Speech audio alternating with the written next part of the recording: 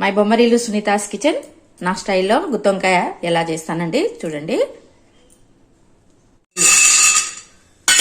పల్లీలు నువ్వులు వేయించుకోవాలండి.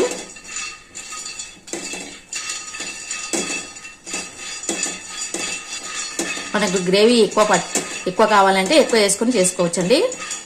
నేను వంకాయలు బట్టి వేస్తున్నాను. గ్రేవీ కూడా కొద్దిగా ఎక్కువ ఉండాలి. గ్రేవీ ఎక్కువ ఉండాలన్నప్పుడు కొంచెం పల్లీలు ఎక్కువ వేస్తానండి. నువ్వులండి,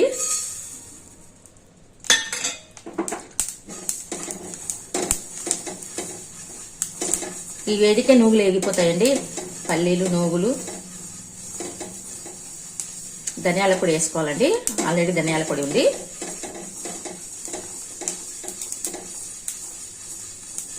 ఒక 4 లవంగాలు, 2 చెక్క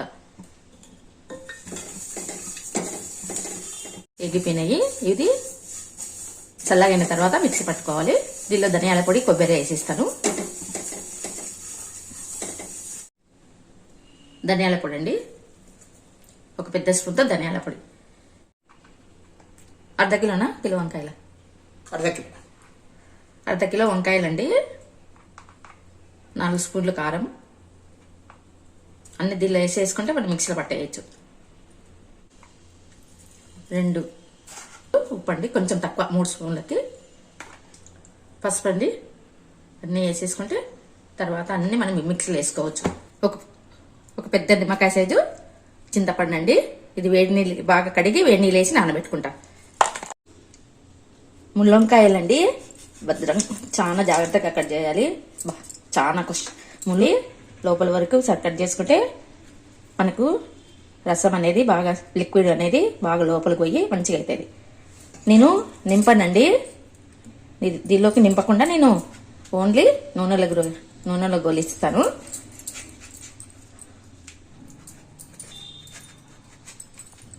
పూలు వేస్తే బ్లాక్ అయి లోపల బ్లాక్ కాకుండా ఉంటుంది వంకాయ. ఆయిల్ వేసుకోవాలండి. కొద్దిగా వంకాయలకు గుత్తొంకాయకి ఆయిల్ పడుతుంది, కొద్దిగా ఎక్కువనే వేసుకోవాలండి.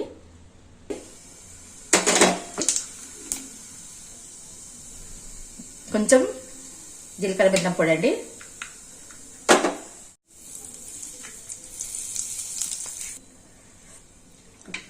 కరివేపాకు, కొత్తిమీర అండి. ఒక్కొక్క వంకాయ ఇట్లా నీళ్ళు తీసేసి వేసుకోండి.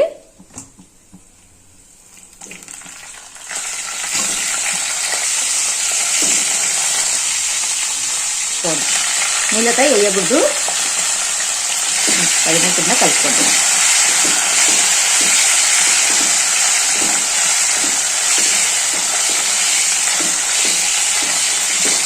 మిగతావన్నీ వేసేస్తాను.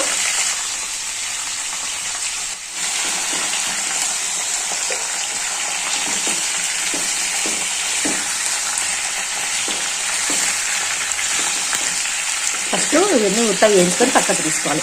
తీసుకున్న తర్వాత మనం వేసుకున్న గ్రేవీ అంతా దీనిలో ఉడికించుకోవాలండి.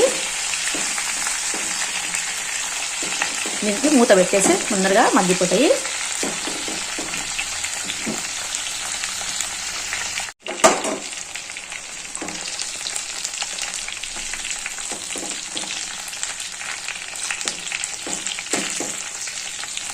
ఇవి పక్కకి తీస్తానండి. కొద్దిగా ఉప్పు వేసి, చప్పగా లేకుండా వంకాయలు కొంచెం చప్పగా ఉంటాయి కదా, కొంచెం ఉప్పు వేసి పక్కకు తీసినాక ఈ గ్రేవీ వేసి కొంచెం నూనెలో మగ్గిస్తానండి.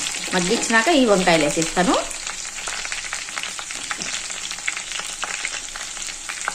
చింతపండు నీళ్ళు వేస్తాను. మిగతావి ఈ చింతపండు నీళ్ళు వేసి దానిలో వేసేసి కొంచెం ఉప్పు వేస్తాను. వంకాయలలో పులుపు ఉప్పు పడుతుంది. ఇవి దంచుకొని మిక్సీలో వేస్తానండి. వంకాయలన్నీ పక్కకు తీసుకోవాలండి. వంకాయలు పక్కకు తీసేసుకోవాలి.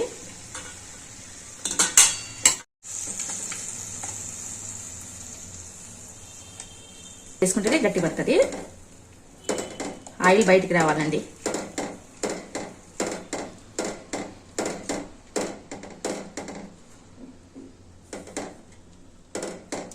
బాగా చిక్కబడే వరకు బాగా మగ్గించాలి.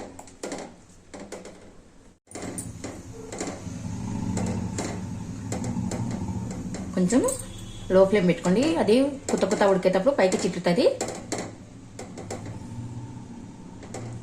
కొంచెం ఆయిల్ బయటకు వచ్చినాక ఈ వంకాయలు వేసేసి కొంచెంసేపు మళ్ళీ మగ్గిస్తాను. ఆయిల్లో మగ్గితే బాగుంటుందండి. మనం మిక్సీకి వేసుకునేదంతా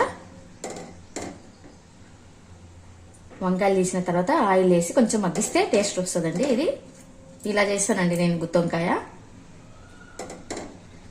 అవి ఒకసారి నింపితే డైరెక్ట్గా నింపి వంకాయ చేస్తేనండి కర్ణ ఎక్కుతున్నాయి వంకాయలు. అట్లా చేయకూడదు ఎప్పటికైనా, ఎందుకంటే దానిలో పులుపు ఉప్పు కారం ఉంటుంది కదా, వంకాయ అనేది కర్ణ ఎక్కుతుంది. అట్లా నూనెలో వేయించుకొని పైకి తీసినాకనే ఇది వేసుకోవాలండి. ఇప్పుడు కొంచెం కుత్త ఉడికేటప్పుడు వంకాయలు వేసేస్తాను. మరి గట్టి పడినప్పుడు వేస్తే కూడా బాగుండదు. ఇట్లా కొంచెం ఆయిల్ బయటకు వస్తుందనగా వేస్తే ఆ వంకాయలన్నీ తీసేసుకుంటాయి.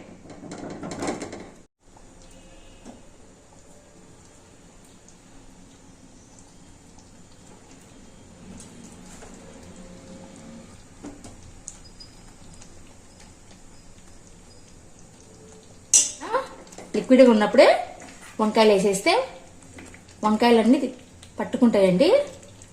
వంకాయలకు ఫస్ట్ ఉప్పు చింతపండు నీళ్ళు వేసినా కదా, ఇప్పుడు బాగా టేస్ట్ వస్తుంది అనమాట.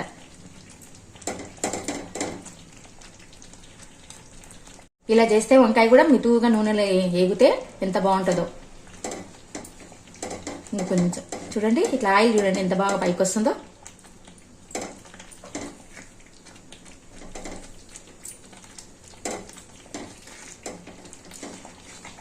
ఆయిల్ బయటకు వస్తేనే వంకాయ అనేది గుత్తి వంకాయ.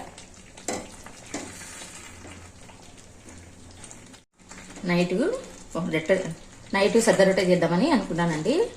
ఇప్పుడు అన్నంలోకి చేస్తున్నాను. ఓపుకుంటే సద్ద రొట్టె చూపిస్తానండి, లేకుంటే లేదు. ఆల్రెడీ చూపించాను కదా సద్ద రొట్టె.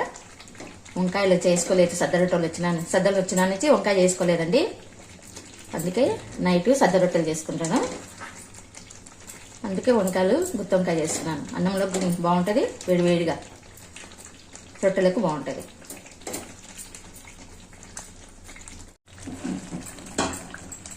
అయిపోయిందండి, బంద్ చేసేస్తాను స్టవ్. ఇంత చూడండి, ఆయిల్ ఇట్లా ఉంటేనే గుత్తి వంకాయ బాగుంటుందండి. కొంచెం ఆయిల్ ఉంటేనే లోపలికి అంతా పోతుంది. ఆయిల్ తర్వాత అంతా కలిపేస్తే లోపలికి వెళ్ళిపోతుంది. అయిపోయిందండి గుత్తి వంకాయ. రైస్ పెట్టేస్తే రైస్కి వచ్చేస్తుందండి. రైస్ చేసేస్తాను. ఇలా చేసుకోండి అందరూ, మీరు కూడా ట్రై చేయండి. ఇలాగే ఉంటుంది, బాగుంటుందండి. మీరు ట్రై చేయండి. ఎలా ఉందో మీరు మళ్ళీ నాకు కామెంట్లో చెప్పండి. బాయ్ అండి. Like, share, subscribe.